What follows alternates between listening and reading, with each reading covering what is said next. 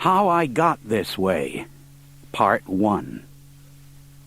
A few years ago, my friend Dave Lasias and I were in my pickup camper waiting out a storm high up in the Idaho Rockies. Dave sprawled on the cab-over bed while I prepared lunch. The conversation turned to hospitals, possibly because I was preparing lunch, and I remarked that I hadn't been hospitalized since I was 5 years old. "How come you were in the hospital then?" Dave asked, careful to conceal behind a yawn his fascination with this intriguing bit of McManus lore. I fell out of a moving bus and landed on my head," I explained. Dave laughed so hard he almost fell off the bed and landed on his head.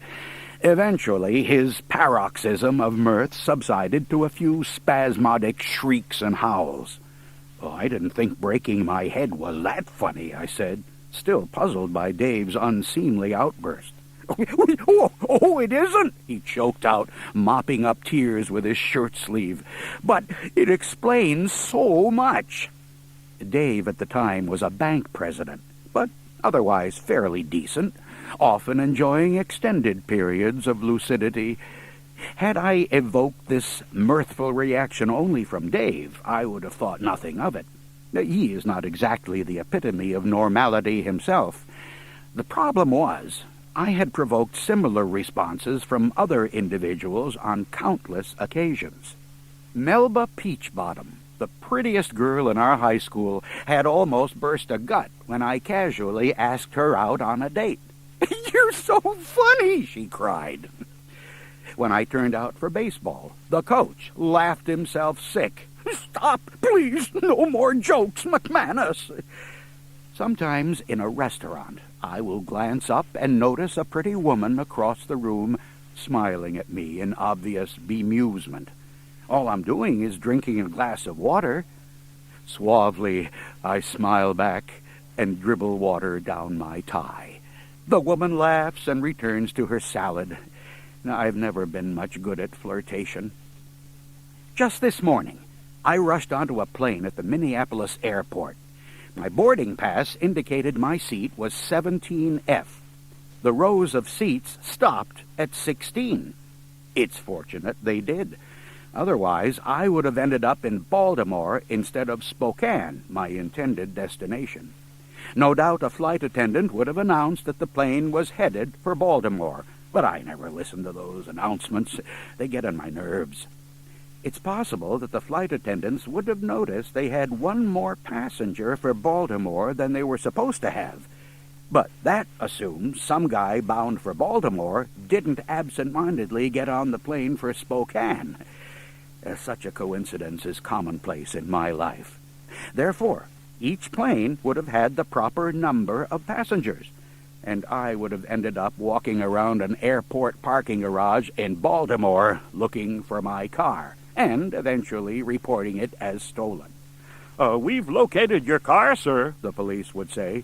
"The thieves left it at an airport garage in Spokane." I have a lot of trouble finding my car. A few weeks ago, I came out of our local library and checked every space in the parking lot, my standard ritual, and my car wasn't in any of them. Just as I was about to report it as stolen, I remembered that I had walked to the library, not driven. My wife, Bun, doesn't like me to go out alone anymore. Once, I returned home from work, hung up my coat, dropped my briefcase on the floor, and walked into the kitchen. Bun was at the stove cooking supper. She seemed different. "You're home early," she said without looking up. She sounded different, too. Oddly, she appeared much taller than she had that morning. Then she turned around. There was a strange woman in my house cooking supper. We went through the usual leaping and yelling and fainting at each other that occurs on such occasions, until at last recognition dawned, she being the wife and mother of the family to whom I had sold our house the previous month. It was an exhilarating and memorable experience for both of us, and I know it considerably enriched the lady's conversational repertoire of humorous anecdotes because I heard the story repeated around town for some years afterwards. It's that sort of thing that can easily give rise to a mistaken impression in a person's community that he possesses certain peculiarities. No one seemed to believe that the fault lay with my car, which, forgetting we had moved, returned to the same old garage it had been using for the previous 5 years and deposited me at a house that was no longer mine. Stupid car! During a hunting trip in the wintry mountains of Idaho, I injured my leg in a fall through a tangle of fallen trees. It soon became apparent that I wouldn't be able to make it to the rendezvous with my hunting companions, so I did the only sensible thing. I built a lean-to and a fire and prepared to spend the night out. Every year, people die in the woods because they don't have enough sense to follow this practice. I was perfectly safe and comfortable and enjoying the experience, except for the occasional sounds of Sasquatches passing by. About 2 o'clock in the morning, I was found by a search and rescue team out of Bonners Ferry, Idaho. Local weekly newspaper headline: Lost Pat McManus saved by searchers, fakes leg injury. That headline could just as easily have read, Seriously injured Pat McManus, using expert woodsman skills, saves own life against impossible odds. But no, the headline writer had to contribute to the legend of Pat McManus as inept person, lost person, absent-minded person. Once one becomes a legend, it is impossible to outlive it. I've always wanted to become a legend, but this isn't the one. People are always rushing to my aid when I'm not in trouble. They seem to relish rescuing me. If you were to believe the stories, I have been rescued by approximately 5,000 people. Once, I was standing at a candy vending machine with nothing more on my mind than trying to choose between a Milky Way and a Snickers. A woman I scarcely knew came up to me and put a hand on my shoulder. "I don't know what's troubling you," she said, "but it can't be that bad, dear. Sometimes problems can just seem overwhelming. Let's go have a cup of coffee and talk about it." What could I do? Tell her my only problem was choosing between a Milky Way and a Snickers? I went and had coffee with her and made up a cock-and-bull story about an identity crisis or some such thing. After we had talked, she said, "Don't you feel better now?" I said yes, and I did too, because I had made up my mind. I'd go for the Snickers. What got me to thinking about all this was Dave Lysias's comment about my falling on my head at age 5. It explains so much. I decided the time had come to reveal how I got this way. Falling on my head had nothing to do with it, but here's what happened anyway. My family and I were transferring between trains on different sides of a city. The railroad bus that transported us had a door at each row of seats. For what reason, I don't know, unless for instant evacuation of all passengers in case of a calamity. As the bus sped on its way, I began exploring the mechanism of the door handle. Through no fault of my own, even our lawyers said so, the door popped open and shot me into empty space.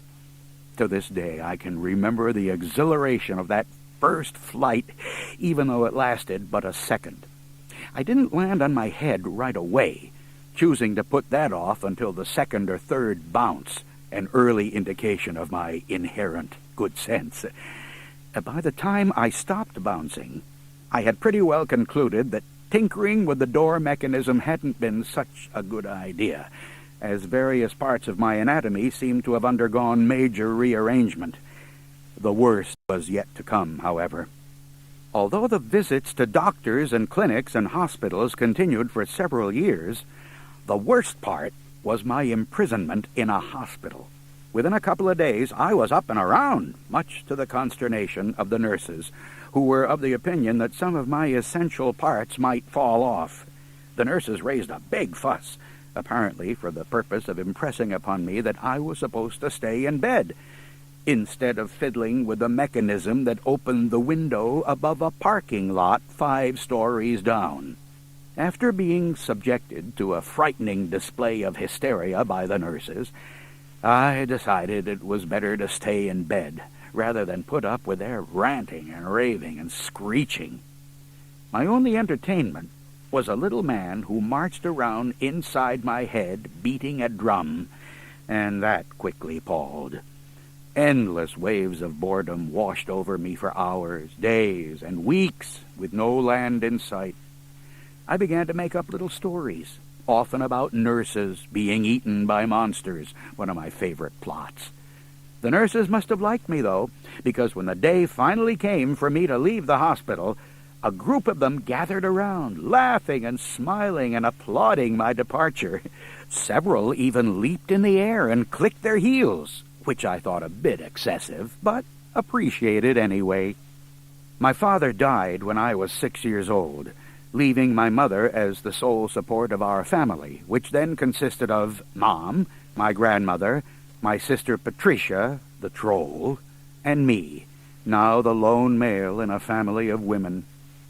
Mom earned our livelihood by teaching school, an occupation that at the time absolutely forbid its practitioners to smoke, drink, or gamble, none of which my mother did to excess. Well, at least she never drank to excess, or even much at all. 2 out of 3 ain't bad. In addition to her teaching, Mom also farmed. She pretty much single-handedly built a large farmhouse, then cleared the land and raised wheat and chickens. I think that may have been why she gambled and smoked so much, to take her mind off farming. All by itself, you would think farming might have satisfied her appetite for gambling. It didn't. Then there was her other hobby, smoking. Besides helping to relieve stress, cigarettes at the time were considered particularly good for the heart and lungs. And they were. Without sucking in great big drafts of smoke and tar and nicotine, most people wouldn't have got any aerobic benefits at all. A good coughing fit served as a workout. Dedicated smokers could work up a good sweat just from coughing. When they got done with a coughing fit, they relaxed with a cigarette. Smokers didn't worry about getting killed by cigarettes in those days, mostly because they figured something else would get them first. Usually it did. As Mom used to say, something's always stalking you. I doubt most of the people in our little logging community thought much about death, or were even terribly concerned about it. Dying was fairly common among members of our family, and our friends and neighbors did a fair amount of it too. I don't mean to imply that dying ranked high on anyone's list of favorite activities, but when death knocked, the person went along with it as best he could and tried not to raise too much fuss. Death didn't have quite the bad reputation it does now, probably because people were more familiar with it, as if it were some eccentric character in the neighborhood who made a pest of himself. Oh, for gosh sakes, weird old Mort is knocking on the door again. I wonder who he wants this time. I should point out, by the way, that I'm not writing about death merely for the purpose of depressing the reader, nor to get one to stop smoking, cut down on cholesterol, wear a seat belt, take out a membership in a health club, avoid late-night walks through the park, nor jog 5 miles before work every morning. It seems that if you even mention the word death today, your listeners immediately burst into a frenzy of healthful activity. No, my only purpose here is to set in perspective a way of life in a distant time and place that may seem to the modern reader to be crude and harsh and uncivilized, but which in truth was a way of life that was, well, crude and harsh and uncivilized. It explains to some degree how I got this way.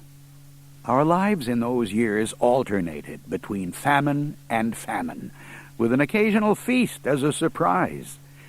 Mom taught mostly in little one-room schools scattered throughout the mountains of Idaho. The Great Depression was still underway, and a great many people had retreated into the mountains for its duration. They built little cabins, cut their own firewood, grew big gardens, and harvested fish and game from the streams and forests. They got their light from kerosene lanterns, their water from the creek, and their entertainment from wherever they could find it. It was not a bad life and required very little money, which was a good thing because that's what most people had. Mom got a job teaching in a little log cabin school in a remote mountain valley near Priest Lake in the panhandle of Idaho. It was there that I entered first grade. I learned to read in approximately one day, and from then on took an extended vacation from the tedium of school. While the other kids were hunched over their books, my mother cracking the whip of learning over their heads, I would wander outside, roam the woods, try to catch trout from the creek, and enjoyed a great sense of freedom. It was a nice way to spend first grade. Mom didn't seem to mind. During the long winters, I exhausted most of the books in the school, not one of which was particularly interesting, but better than nothing. Mom spiced up each day by reading for 15 minutes from books by Mark Twain, Jack London, Herman Melville, Charles Dickens, and other of her favorite authors, thereby giving me a taste for actual literature. During my second grade at this same school, I again roamed far and wide while school was in session, returning to it only when I felt the risk of being subjected to education had sufficiently diminished for the day. Once again, Mom showed no disapproval of my freewheeling ways, and it began to appear that she and I shared the same theories regarding the proper schooling for a young boy. The next year, however, Mom got a job teaching in town, where I assumed I would attend third grade. Nope, Mom told me, second grade. I was astonished and enraged. My own mother had flunked me. The reason for this act of maternal treason, as she wrote on my report card, was too many absences. Since we had lived right in the schoolroom, I eventually regarded my flunking second grade on the grounds of too many absences as being a major achievement, and I still do. Much later, as an adult, I realized that my mother had given me a great gift in allowing me to wander in joy and wild abandonment during my first 2 years of school, and that gift was a sense of freedom. From then on, my life was set on a course of someday achieving that same actual freedom once again. I haven't succeeded, but I'm still trying. The following year, we returned to live full-time at our farm, where my mother attempted to achieve total self-reliance. She had no faith in the beneficence of government and would have grimly starved us all before accepting charity in any form. I, for my part, would gladly have voted for charity, but our family didn't operate under a democratic form of government. Mom despised weakness, not of body, but of will. She was not particularly fond of order either, but thrived on chaos, confusion, and crisis, all of which are bountiful in the lives of people who attempt to achieve total self-reliance. Take chickens, for instance. Every year, Mom and Gram and Troll took dozens of chickens' lives there on the farm, committed these tiny murders, and never even thought twice about it. Probably never even thought once about it. I myself was much too sensitive to participate in the callous slaughter of chickens and rabbits and the occasional hog or steer. In fact, when I was 6, I was ridiculed at length by the women for crying over the death of a flower, a trillium I had found growing in the woods. The real reason for my tears, however, I never revealed to anyone. I figured it was better to stick with the trillium and not stretch my luck. The winter of 1939, the year of first grade, was a particularly hard one, even for North Idaho, and we had been snowbound at the log cabin school in the mountains for at least half a century, probably longer. Then, suddenly, in early April, Chinook winds came up and almost overnight wiped out the snow. Soon, bright green blades of grass shot up in the pools of sunshine scattered through the woods. Pussy willows budded out along the banks of overflowing creeks, and robins drifted in to check out the new worm crop. Finding ourselves free from winter at last, my mother cranked up our cantankerous old Chevy sedan and we set off for a wild spree in town. 10 miles or so down the road, the car stopped, possibly because the radiator boiled over or one of the tires had gone flat. I can't remember the exact cause because I paid little attention to calamities not of my own making. We piled out. I saw right away that this was a problem Mom could solve, whatever it was. She shook a Camel cigarette out of her pack, tapped it on the back of her hand, lit up, and blew a cloud of smoke up into the blue spring sky. Seeing her smoke a cigarette during a predicament always had a calming effect on me. I knew whatever was wrong, she and her cigarette could fix it. Thusly comforted, I wandered off into the boggy woods to explore, and there I came upon the little white trillium. I gouged it up, bulb and all, and carried it back to the car. "Look, Mom," I yelled, "I found a flower for you."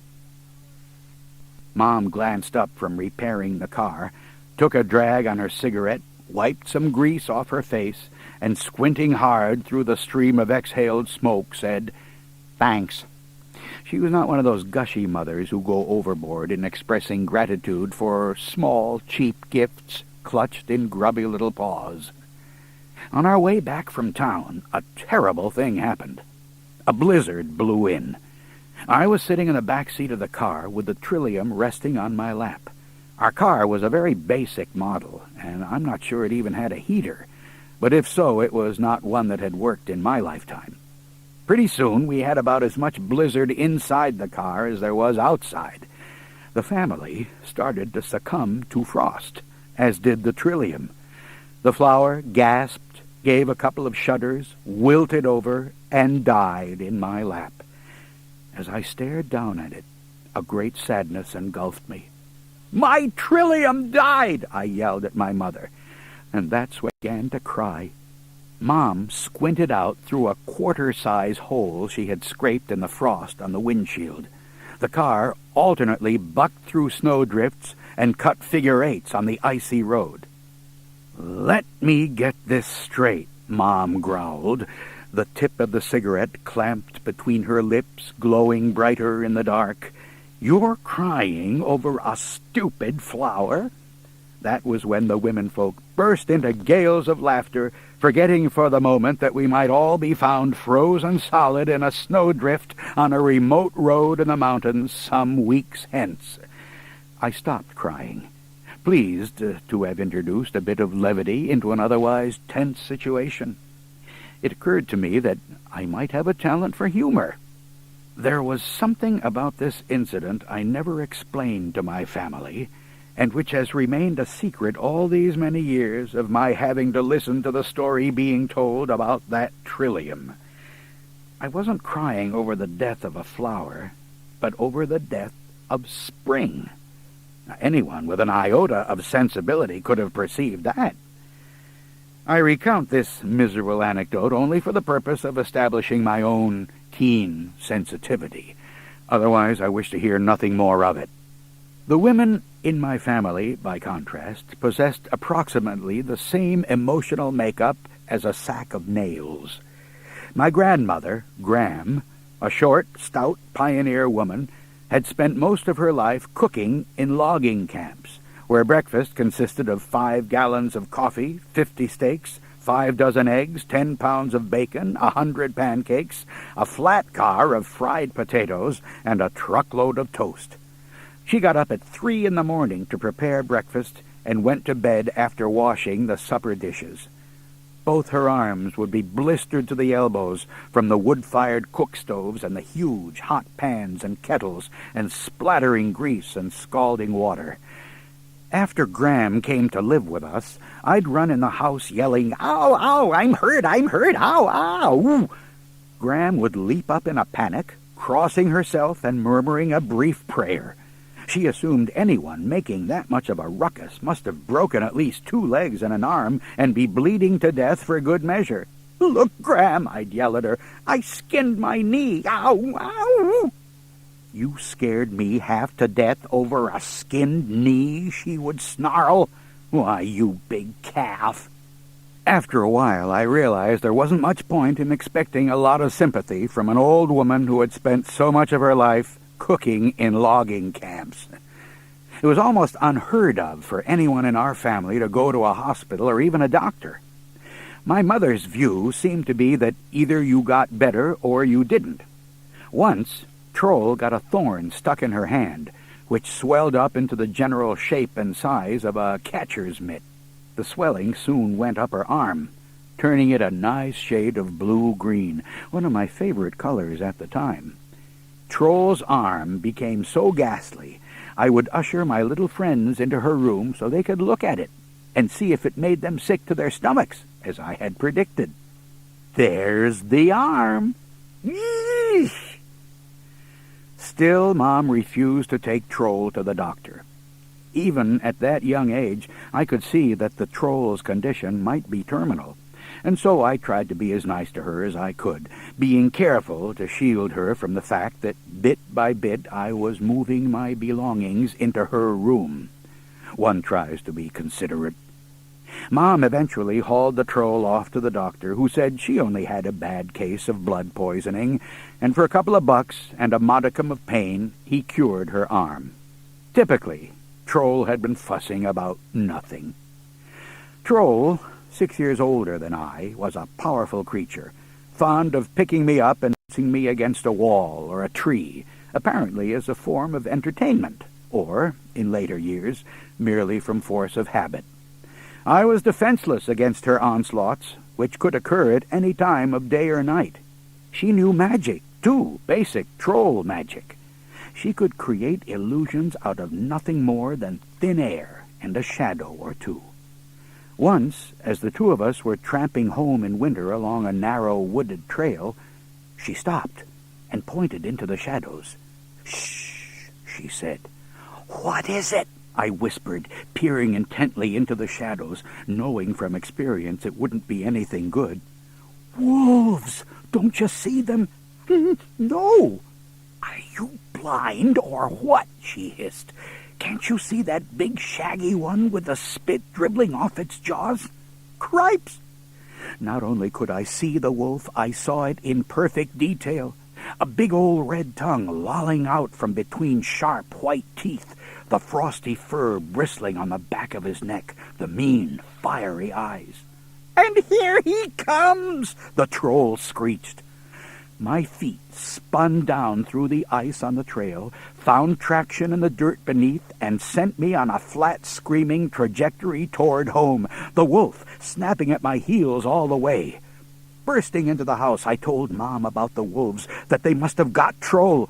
She said, "Well, in that case, set the table for only 3 tonight." Troll strolled in a half-hour later, claiming to know nothing of wolves. It's a terrible thing for a boy to have a sister 6 years older than he, and one that does Troll magic besides. To this day, many of my lesser organs believe in ghosts, even if my mind doesn't, apparently as a result of Troll having shown me so many apparitions during my formative years. "See that old man? He's not real." "He isn't?" "No, he's a ghost." "How do you know?" "'Cause you can see right through him, dummy." "You can?" "Yes." "He looks just like old Mr. Ferguson." "It's his ghost. Mr. Ferguson died last week, you know." "Cripes!" A week later, I'd almost died myself, bumping into Mr. Ferguson coming out of a store. "What's wrong, son? You look like you just seen a ghost." A night at home alone with my sister was like being trapped in a Stephen King novel. So many ghosts, monsters, maniacs, and werewolves would show up, you would have thought they were holding a convention of things that go bump in the night. Oddly, Troll never seemed the least bit disturbed by all the phantoms flitting about. She carried on a running account of their hideous doings, much like Edward R. Murrow broadcasting radio reports of the London Blitz. On one of our dark and stormy nights alone, Troll, as usual, was doing her spook report for my benefit. "Hear that creaky sound up in the attic? Restless human skeletons often make that sound when they... Suddenly, She emitted a scream so filled with quavering terror that I had not the slightest doubt of its sincerity and authenticity.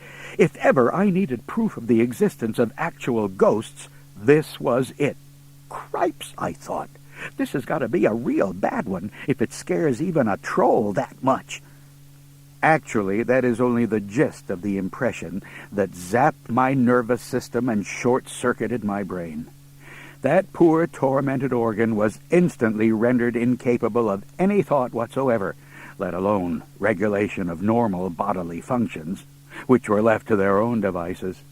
Typically, under such circumstances, my legs would have assumed command and propelled me home, without awaiting orders from higher authority. Since I was already home, however, they apparently became confused as to a proper route of retreat, with the result that they degenerated to a consistency somewhere between that of jelly and spaghetti al dente. The true culprit was presently revealed to be nothing more than a mouse, which, for reasons known only to itself, had charged across the living-room floor and attempted an ascent of one of Troll's legs. I recovered my senses just in time to see the mouse ricocheting about the room, although at that point I was still unclear as to its involvement in the affair. Maybe it had seen a ghost, too. If my legs hadn't been in such bad shape, I would have joined it in ricocheting about the room. I have always been fairly religious, not so much in my mind as in my blood and bones. It comes from being raised a Catholic. A novelist friend recently asked me whether I got my load of guilt from being Catholic. I said yes, that was it. Where do you get your guilt from, Peter? From being raised an Episcopalian. Ah, I said, you don't even know guilt. I spent much of my early life in the company of priests. For the most part, they regarded me less than highly. Not that they should have been exceptions to the rule. I regarded them at best as nuisances, and at worst as spoil sports. Most of them loved hunting and fishing, and our farm offered them easy access to both. They freely and frequently made use of that access. At least once a month, Mom invited the parish priest out for Sunday dinner, chicken dinner. Perhaps that is why my memory tends to associate priests and chickens. No offense intended toward either. Every spring, my mother ordered 100 or so chicks from the co-op farm store. The fluffy yellow balls arrived sometime in March, long before the outside temperature permitted putting them in one of the unheated outbuildings. To solve this problem, Mom built a pen in the unfinished upstairs of our house, carpeted it with newspaper and straw, and installed a light-bulb-heated brooder for the comfort and well-being of the chicks. Within a few weeks, the weather warmed, and the chicks had developed enough to be moved outside. One spring, however, the weather remained cold and wet well into May. As the weeks passed, the cute little yellow chicks evolved into homely little white chickens. Day by day, the chickens got bigger and bigger, homelier and homelier. Busy with school, Mom had only enough time in the evening to extend the sides of the pen up to the ceiling, try to close the gaps in the chicken wire fencing, and capture any escapees who had spent the day exploring the nooks and crannies of the upstairs. Having cute little chicks in the house was one thing. Having adolescent chickens was another. The chickens became a major embarrassment. What would the neighbors think if they knew we lived with our chickens in the house? Despite constant cleaning of the pen, my job, the upstairs began to take on the unmistakable odor of a chicken pen, and the chickens continued to grow, and grow, and grow. Mom canceled all social activities at the house, and I was forbidden even to have friends over for fear they might discover our terrible secret and broadcast it to the world. The McManuses keep their chickens in their house. All a playmate would have to do was open the door to the stairwell, and he would instantly hear chicken sounds drifting down, and chicken sounds were the least of what might be drifting down. As bad luck would have it, Mom stopped to chat with the parish priest after Mass one Sunday, and he mentioned that he hadn't been out to our place for dinner in a long while, a hint that hung heavily in the air, while Mom, smiling fixedly, searched vainly for a way out. She found none. "Oh, we'd love to have you out for dinner," she finally blurted. "How about next? Today would be perfect." "Today, yes, that's nice. See you this afternoon, then." Smile, smile.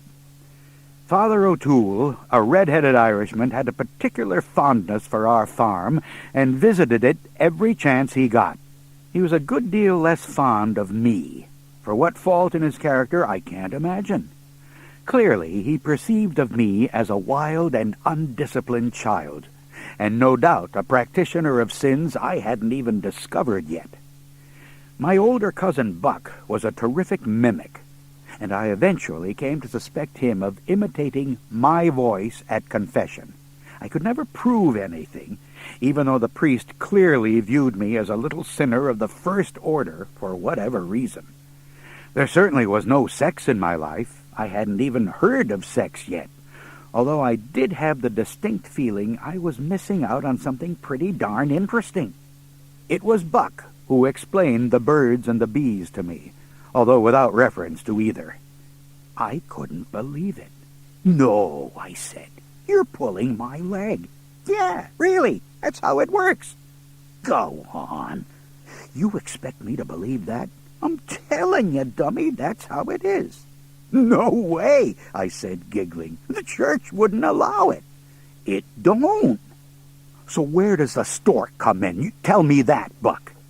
"So where does the stork come in?" Buck said, mimicking me perfectly. "Gimme a break." "Yeah, well, I bet you get a whole lot worse penances than I do if you go around telling nasty lies like that."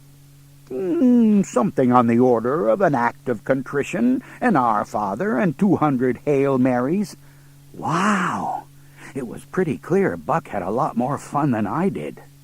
"Yeah, but I bet you're pretty embarrassed when you meet Father O'Toole outside the confessional. He can recognize your voice, you know." "I wouldn't bet on it." Whatever the reason, whether Buck was the problem or not, Father O'Toole simply didn't seem to believe I met his standards for young boys. On this particular day, not only did I have to spend the afternoon in excruciating boredom, but Mom insisted that I try to act normal. No relief was in sight. A whole Sunday shot, and beyond that, another endless week of school. Cripes! Father O'Toole showed up for dinner fairly bursting with good humor.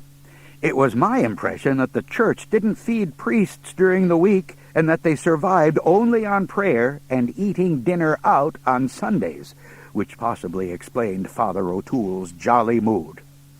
"What's that I smell?" he roared cheerfully. "Chicken?" "Chickens?" Mom said. I don't smell chickens. Anybody else smell chickens?" I thought maybe I smelled chickens, but I shook my head dutifully. "Must be ham, then," the priest said, removing his coat and tossing it over a chair. "Oh, yes, ham it is," Mom said. "Ham for dinner, whatever was I thinking?" Upstairs, the feathered horror pressed restlessly against the bulging sides of its prison. Dinner moved along at the pace of a lethargic snail, with Father O'Toole occasionally looking me up and down as though trying to place me in the context of some of the sins he had heard mentioned in my voice during confessions. "Is the boy rather advanced for his age?" he asked my mother. "Goodness, no," Mom said. "Rather the opposite. He flunked second grade. Why do you ask?" "No reason." About then, a muffled, fluttering sound came from behind the staircase door. Father O'Toole glanced idly in its direction, then turned back to his ham, and the account of a strange experience that happened to him as a young boy in Ireland. "I was but a wee lad when the awfullest thing happened. Me brother Sean came in with an injured bird he'd found in the yard, held it out for me to see, and the bird suddenly revived and flew right into me face and began to peck at me and beat me furiously about the head with its wings. Oh, 'twas a terrible shock. Even now that I'm a grown man, I can't stand to have a live bird near me. Constricts me throat, it does, and I break into an awful sweat. Nearly pass out, I do, like a timid wee schoolgirl in a faint. It's a dreadful burden and an awful embarrassment at times." Little did he realize that he was on the verge of one of those times. He dabbed with his napkin at a few beads of perspiration the mere telling of the story had raised on his forehead. "But I do love a nice piece of fried chicken now and again." He led us all in a rollicking laugh, his a bit more rollicking than ours. Another muffled, fluttering sound came from behind the door. The priest glanced again in the direction of the fluttering. "What is that strange noise?" "The wind," Mom said. "Must be a window open upstairs." "Could be a ghost," I said, trying to be helpful. "The upstairs is haunted." The priest gave me a stern look and shook his head. More fluttering sounds drifted out from behind the door. The women darted little puzzled, worried looks at each other. Then we heard faint, scratching sounds. "I do believe you might have a rat in the house," Father O'Toole said, leaping up. "I'd better check this out." Mom uttered a startled cry and tried to fling herself between the priest and the door. Not quick enough. Father O'Toole hurled the door wide as if hoping to catch the rat in the act. There, compressed, filling the doorway, was a white feathery wall of chickens, with dozens of little beaked chicken heads protruding and looking about in amazement at the wonders of the world that had suddenly been revealed to them. No less amazed was Father O'Toole, who gave a small hop and then staggered backwards, clutching his throat and making strange gurgling sounds. Mom, too, made strange gurgling sounds. The rest of us watched in awe as the great white wall of chickens began to topple forward into the living room. A moment later, there were chickens everywhere, running and flying, chirping and squawking, a half-dozen or so perched happily on the prostrate body of the priest, who had collapsed backwards, stiff as a board, against an overstuffed chair. As sheer spectacle, it was better than anything I could ever have imagined, my elation dampened only by the possibility that we might be held accountable for our chickens having snuffed the parish priest. We rounded up the chickens one by one and hauled them out to the chicken house, where they might freeze, but, as Mom said, that was nothing more than they deserved. Father O'Toole finally revived, and we finished dinner and even dessert without further distractions, except for blowing the occasional feather away from our plates. Mom explained how the situation arose that we had chickens in the attic, and the priest thought it was all a rather good joke. By the time he left, he was once again in a jolly mood, and even patted me on the head. I knew what he was thinking, though. "Better slow up, young man. 200 Hail Marys is a bit much for a boy your age." Dang that buck. Father O'Toole could very well have overdosed on chickens and died on the spot. No doubt he thought the birds were plotting to kill him, possibly because they had something against organized religion. Whatever he thought, he did manage to get his revenge. He owned a big old Irish setter, Butch Garrion III, who had a significantly better family tree than I did. One day, Father O'Toole asked my mother if he could leave Butch at the farm for a couple of weeks. Mom said sure, the dog would be no problem. Scarcely had the priest driven off than the dog sneaked into the hen house and killed most of the chickens. Mom was furious, possibly suspecting that the dog had been acting on orders. If that were in fact the case, the priest probably hadn't told Butch that he was being sent on a suicide mission. When Mom found most of her chickens slaughtered, she headed for the shotgun, clearly intent on turning Irish setter into Irish stew. The only thing that stopped her, in my opinion, was the thought that killing a priest's beloved dog might result in excommunication. Father O'Toole excused away his dog's murder spree on the grounds that Butch was merely acting on an irresistible impulse, a popular defense nowadays, but rare back then. Mom preferred plain old vigilante justice, and during our many chickenless meals that year, I'm sure she regretted not resorting to it, even if it meant becoming a Baptist. Just looking at a live chicken for the first time, you would not suppose it was anything good to eat. This theory can be tested out. Take any 2-year-old child and show him a live chicken running around pecking at bugs and tell him, "Tonight you get to eat that thing for supper." The child will immediately fly into a screaming, crying, kicking fit. I used to run this experiment on my own children, and until my wife, Bun, made me stop, it worked every time. A live chicken simply does not look like anything a normal person would care to eat.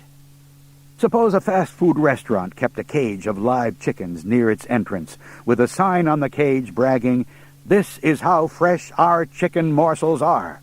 That fast food business would be sucked into oblivion quicker than you could say, "I think I'll have a Big Mac instead." Or suppose a waiter brings a live chicken to a diner's table.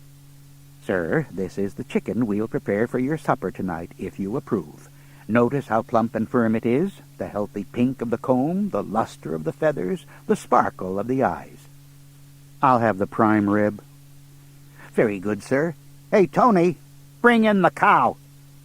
My point is that the typical modern eater simply does not have the stomach for confronting his dinner eye to eye in its live state. Maybe it's the guilt thing, with people simply not wanting to share directly the responsibility for killing their own food. People get enough guilt at the office without feeling remorse over their chicken McNuggets. Or it could be a combination of guilt and the fact that the typical animal protein doesn't look all that appetizing in its natural state. "And these are the snails, madame, for your escargot? Notice how nice and frisky they are?" Americans nowadays generally insist that their food comes suitably disguised from its origins. They don't like to think of the bee of their BLTs wallowing about in the muck of a pig pen. That was different when I was a boy. First of all, you had a long and meaningful relationship with most of your food before you got around to breaking off the relationship. Chickens started out as cute little yellow balls of fuzz, cuteness being one of Mother Nature's major ways of protecting the young of various species. Countless puppies are rescued each year from the pound precisely because of their cuteness. A year later, the rescuers are thinking, "Now exactly why did I get this mutt, which is more trouble than the average child and just as expensive if you count a college education?" Chickens, however, stay cute for only a couple of weeks at most, and soon reach that lanky, homely stage referred to as spring fryers. Mom could hardly wait for her chickens to reach that stage, which, depending upon the level of our poverty in a given year, could be very early indeed. I remember wishbones so small you had to use tweezers to perform the wishing ritual. As I mentioned previously in this report, I was a very sensitive child, and for that reason alone one might think that I would be excused from participating in the executions of chickens. I cannot even imagine saying to my 4 daughters, "Come on, girls, you have to help me kill a chicken for supper." Why, there would have been such shrieking and hollering and banging shut and locking of doors that surely the neighbors would have called the police to report rampant child abuse in progress. And of course their mother would have yelled at me, "Stop with your teasing, you'll give the girls nightmares. Don't you know how sensitive women are about such things?" To tell the truth, no. My grandmother was the chief hatchet person in our family, and she had absolutely no regard for my tender years or feelings. I was no more than 6 when I first became an accessory to one of her chicken murders. I say murder because the act had the necessary requirements. There was premeditation, Gram and Mom having previously planned the hit, and there was motive, namely fried chicken for supper. "Get that nose out of that comic book," Gram ordered me. "I want you to help me kill a chicken." "No, I hate killing stuff. Do it by yourself." "You will, or I'll teach you a good lesson. I ain't gonna tell you twice." "Don't you remember how I cried when that Trillium died?" Graham burst out laughing. "How could I forget? Now, I want you out here in 5 seconds, and I ain't going to tell you twice. You already told me twice." "Why, that's right." Whap! Thusly did I learn not to quibble over didactic details. I had no choice. I knew Graham was too slow to run down one of the flighty creatures, and I, too, wanted fried chicken for supper. Graham and I walked out to the chicken pen. The chickens watched us approach, suspicion furrowing their very limited brows. What do they want? Feeding time isn't for another 3 hours. This doesn't look good. That weird old lady and the kid are up to something. "Watch out! The crazy old lady's got the hatchet! Run for your lives!" There was nothing for me to do but chase down a chicken and haul it back to Graham for execution. I tried not to think about my helping her to end that chicken's dreams and desires, its hopes and aspirations, its future. Probably all we ended was its future, which, to the chicken, was probably more than enough. I doubt it was the Einstein of chickens, poised on the brink of discovering the poultry equivalent of E equals MC squared. But who knows what mysteries lurk in the chicken mind. Few Americans associate closely with chickens anymore, and those who do generally work in chicken factories, where their charges are scarcely more than feathered zombies. Our chickens, by contrast, ran wild, and thus had the opportunity to acquire individual identities and personalities. Not that it did them much good when chicken was on the supper menu. A chicken could have been tap dancing across the yard with top hat and cane, and Graham, hatchet in hand, would have ordered, "Get me Fred Astaire over there." There was one notable exception: old Biddy. This little disheveled hen learned how to talk. When spoken to, she would respond with the chickenized impersonation of human speech, often going on at great length, presumably about the latest doings in the hen house. Head cocked to one side, she would listen attentively as her human conversationalist responded to her gossip, and then she'd take off again on some rambling discourse. Biddy also took on the duty of protecting the family from intruders, perhaps because she had observed that my dog, Strange, ignored this responsibility, as he did all his other responsibilities. The hen started patrolling the road that led to our house. Troll once waited at home all day for a friend to come over and spend the night, but the girl never showed up. When Troll later asked her why she hadn't come over, the girl replied, "I tried to, but some stupid chicken kept attacking me and wouldn't let me walk down the road, so I went home." Old Biddy knew a criminal when she saw one. The sketches of the characters who dominated my childhood would be incomplete without further mention of my dog, Strange. As I've written in other places, a stray dog showed up at our farm one morning, wagging his tail and begging for a handout. He seemed harmless enough. My mother called him Stranger, in hope, as she later said, that he was just passing through. He stayed on for nearly 15 years, biting the hands that fed him and criticizing my grandmother's cooking. "You expect me to eat this slop, old woman?" Graham hated the dog, although the neighbors were fond of him. No matter how bad their own dog might be, even a scruffy, smelly, barking, biting, whining, chicken-killing, egg-sucking, deer-chasing mongrel, he seemed like a regular lassie when compared with Stranger. Mom later shortened the dog's name to Strange, which, given his character and tenure, seemed much more appropriate. Few things shape a boy's character more than his close association with his dog. My friend Merle had a fine old dog named Bo. That's a great name for a dog, Bo. It's limited to a single syllable, so the dog doesn't have to take a course in linguistics to know that he's being called. "Here, Bo," Merle would call. "Come on, boy, here, Bo." And good old Bo would come tearing in and leap up on Merle and cover his face with kisses, his tail doing 60 wags a second from sheer happiness that his boy, his master, had called him. I'd go home and try the routine on Strange. "Here, Strange. Come on, boy. Here, Strange." Strange would stick his head out of the doghouse. What? Come on, Strange. Come on, boy. Would you knock it off? I'm trying to get some sleep here. What a dope. Then he'd go back to bed, muttering. Strange was an embarrassment to the whole family. My mother gave him away once to a lonely old man who lived way back in the mountains. The man said he could use a companion. A few days later, he brought Strange back, explaining that he guessed he preferred his own company. Strange watched him leave. Crazy old fool, he said. Cooked worse than Graham, if you can believe that. The best thing that could be said about Strange was that he didn't kill chickens.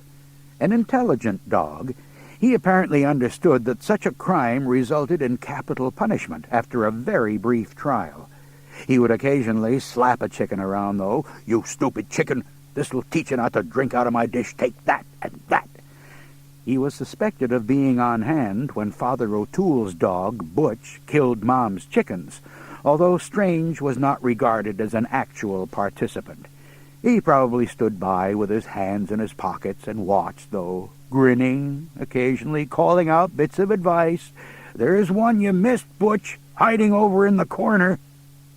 Strange regarded squirrels as terrorists, and frequently came into the house wagging and bragging that he had just saved the whole family by chasing one of them up a tree. He was carrying a grenade, he'd say. Gram would sweep him out of the house with her broom. Strange hated my sister's big yellow tomcat, Matilda Jean, even more than he did squirrels. He also feared the cat, who would tear into him at the slightest provocation, and Strange was nothing if not provocative. Matilda Jean enjoyed lying in ambush for the dog, often on top of his house. For this reason, Strange's standard mode of leaving his house when he smelled the cat overhead was to streak out, tail tucked between his legs, jaws snapping wildly back over his shoulder. A friend who observed one of these exits, after the cat had long since sneaked off the doghouse roof, wondered aloud if maybe my dog didn't have rabies or a nervous disease of some sort. "Probably," I said. I didn't want a friend to think my dog was afraid of cats. Despite his slovenly, cowardly, and generally despicable life, Strange died a hero's death.